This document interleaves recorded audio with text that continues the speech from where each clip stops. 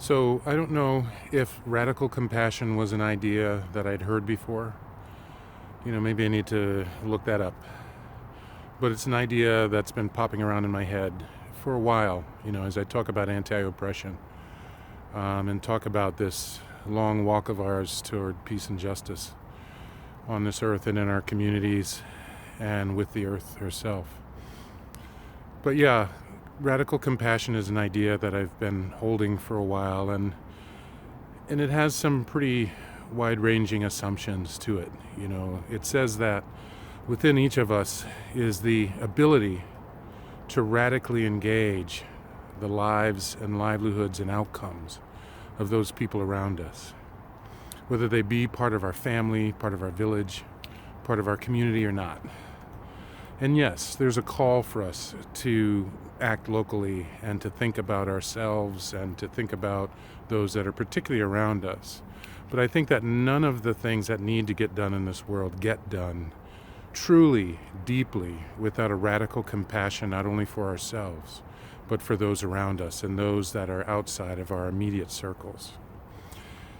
In this context, this forest, this pine forest right now, I think about, the mycelium network, the fungi and all the other plants and beings underneath the earth that create this network, this web, along with the roots of all the trees that help them to communicate with each other and to share information, to share nutrients, to share healing energy, to share information with each other. And it makes me think of that term, radical compassion.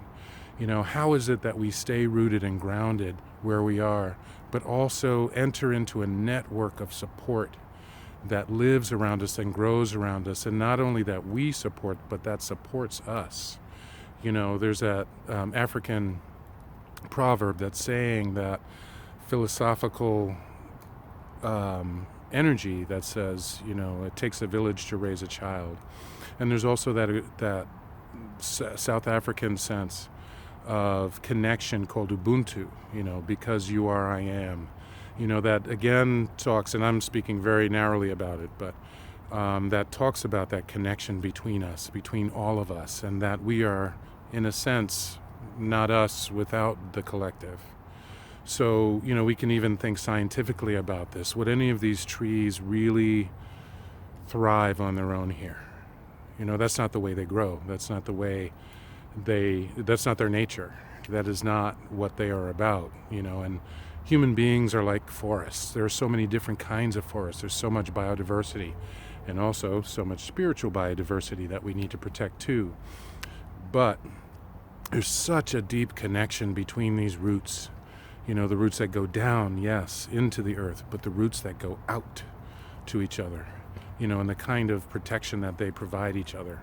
So we have to think about the kind of protection that we provide ourselves and the kinds of things that we have to do, the kind of radical compassion we need to be in right relationship to each other, to be in right relationship with the environment, to be in right relationship with all we come into contact with, and to be in right relationship with ourselves, with our own hearts, our own emotions, our own inclinations and proclivities, and with spirit and our ancestors.